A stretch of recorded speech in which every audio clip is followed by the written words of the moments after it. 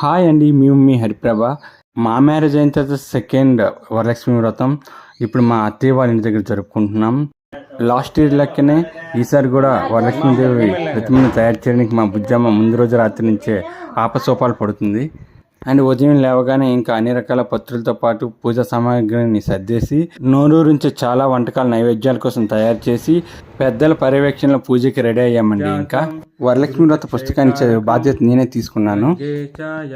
అన్ని రకాల అలంకరణలు పూర్తయిన తర్వాత ఆ వరలక్ష్మీదేవి ఎంత నిండుగా తయారైందో చూడండి. దాని మీద పసుపు ముద్ద పెట్టి, అది వినాయకుని పూజ కదా, ఏది అక్కడ పెట్టారా. ఈ విధంగా అన్ని రకాల నైవేద్యాలు సమర్పించుకుంటూ మంచి విధానంలో పూజను జరుపుకుంటూ ఒక మంచి ఆధ్యాత్మిక దినాన్ని ఈరోజు మా అత్తగారి ఇంట్లో గడిపామండి. ఇంకోసారి మీ అందరికీ వరలక్ష్మి వ్రత శుభాకాంక్షలు తెలుపుకుంటూ బాయ్ బాయ్, టేక్